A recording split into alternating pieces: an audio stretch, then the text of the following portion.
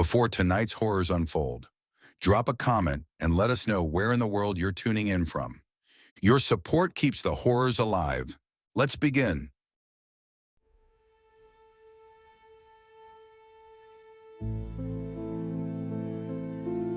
Everyone knows the horror stories. Razor blades, hallucinogens, rat poison, all disguised in candy just waiting for innocent kids to gobble them up.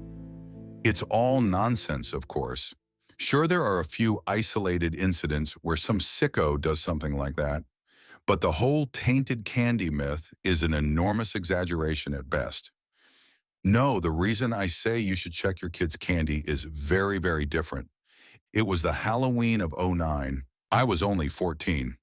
I was on the cusp of being ever so slightly too old for it to be socially acceptable to go trick-or-treating, so I aimed to make that night the biggest haul yet. My costume was elaborate. A zombie with a full face mask, claw gloves, and a chest piece that would drip fake blood at the push of a button. I'd learned from experience that the more detailed the costume, the more candy you get. I was going to hit every house that I could. I expected to get so much that I even brought one of those big black garbage bags to hold the candy in. I was going to make it a night to remember. It was, but not for the reasons I had hoped. I couldn't tell you which house I got it from. That's something that has always bugged me. My bag was so full and I'd visited so many houses that it was all just a blur. At the end of the night, I was sorting my candy into piles. A small mound of chocolate bars, some plastic-wrapped gummy candies, dozens of lollipops and more. As I reached into the central pile of unsorted candy, I found something unusual. It looked like a chocolate bar of some sort, but one I'd never seen before. The wrapper was a greenish yellow in coloration, with a two-armed cartoon worm giving a thumbs up and winking. The label was in some other language, the symbols not corresponding to any Latin letters that I recognize. At first I thought it was maybe in Russian, but the script wasn't quite right. I'd seen what Cyrillic characters look like from some video games and movies, and this looked a bit different. Raising an eyebrow, I opened the wrapper, curious to see what was inside. It looked like my initial guess was right. It did seem to be a chocolate bar of some sort, with little white orbs embedded in its surface, kind of like how some candies had pieces of nuts. I gave it a bite and was pleasantly surprised to find it was utterly delicious. To this day, I think that it was the best chocolate I've ever had in my entire life.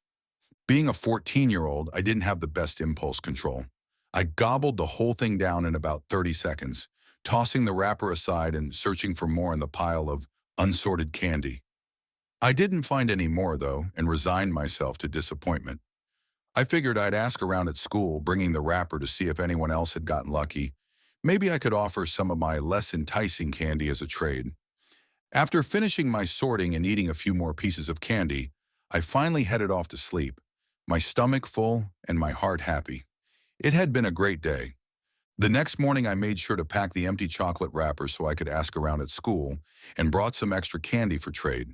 During recess and lunch, I asked nearly the whole school about the chocolate, but I only found 3 other people who got one, and like me, they had immediately eaten the whole thing. I still remember their names.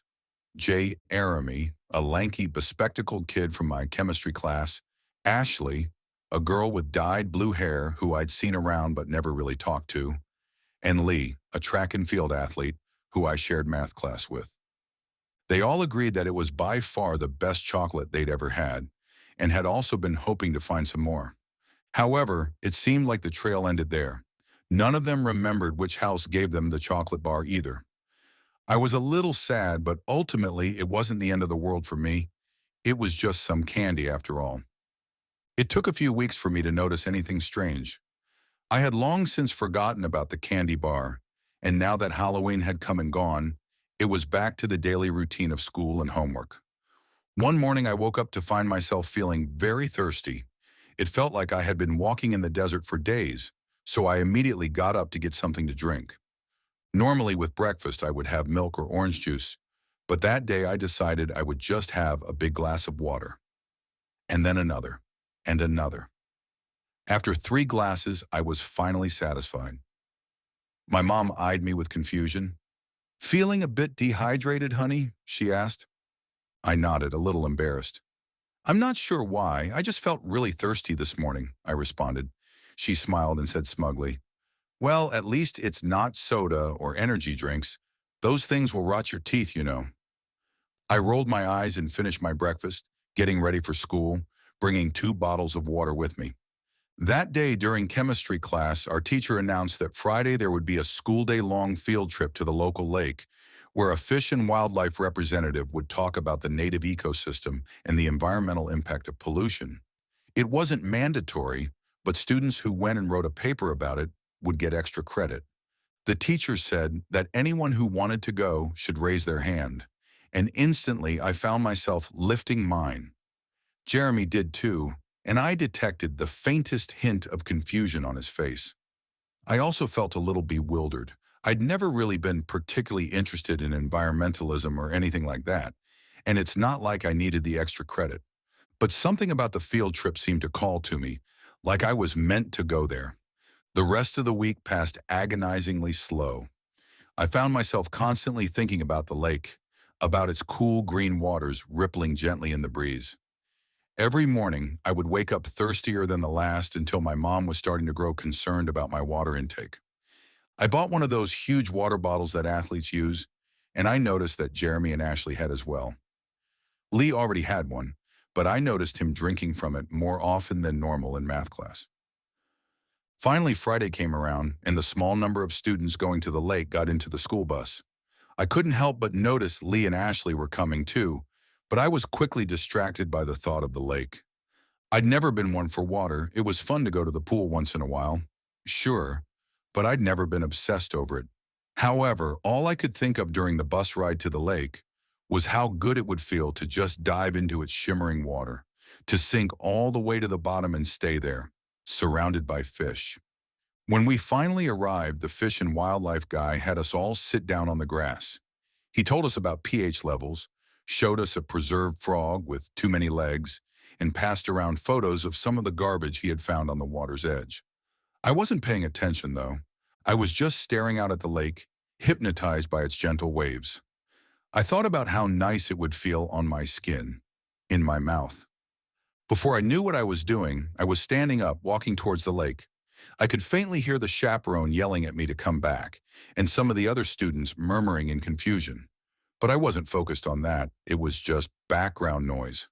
The sounds of the lake filled my ears. I was vaguely aware that I wasn't alone in my march towards the lake. Jeremy, Ashley, and Lee were all walking with me, similarly fixated. I felt my tennis shoes sink into the cold water as we kept walking onward. As I kept moving, the water went up to my knees, then my thighs, my waist, my chest, my neck. Finally, my head was fully submerged, and I looked out into the murky gloom, not even trying to hold my breath as I inhaled the lake water. Then came the sudden realization of what was happening, where I was. It was as if I had been a puppet whose strings were suddenly cut. I was fully aware of the fact I was drowning. Then came the pain. I could feel wriggling under my skin, a burning, itching pain like needles shooting up from inside my flesh. I looked down and saw long, pallid worms erupt from out of my skin, like moles digging out of the earth. I tried to scream, my mouth once again flooding with water as one of them squirmed out from underneath my eyelid. Dozens of them, maybe hundreds, all came writhing up as they burrowed through my flesh. The pain was unbearable, and my vision started to fade to black as I passed out from a combination of agony, terror, and lack of oxygen. I woke up in the hospital, my parents standing over me, their eyes filled with concern. I felt so tired, but thankfully not thirsty at all. When they realized I was awake, my mom smothered me with hugs and kisses, while my dad just started sobbing with relief. I asked about the others, the 3 students who went into lake with me, but they didn't make it. There was only time to rescue one of us. The doctors were at a loss to explain the puncture wounds all over my body, but said that it wasn't anything too severe, and that I should be able to recover with some pain medicine and antibiotics. I didn't tell them about the worms. I knew I wouldn't be believed anyway, and I didn't want to end up locked away in some institution. I already had to have therapy sessions and got put on some antidepressants. Apparently, the authorities cooked up some story about a suicide pact between Jeremy, Ashley, Lee, and I. I played along with this story to the therapist, talking about feeling overwhelmed at school and whatnot, but it was all nonsense. I wasn't depressed, at least, not before this happened. I did some independent research, trying to figure out what happened to me. What I found was startling. There is a phylum of worm called Nemetomorpha, also known as horsehair worms. They typically infect insects, growing inside them and controlling their central nervous system to make them jump into water and drown. Once the host leaps into the water, the worm burrows its way out of the host, continuing its life aquatically to find a mate and lay eggs. There are a few cases of accidental infection of humans, but there is no recorded evidence of them ever manipulating a mammal the same way they control insects. I also found something else out. A few weeks after Halloween, every year, like clockwork, there is a spike in child deaths due to drowning. It's not enough to be noticed by most people, but it is obvious once you're looking for it.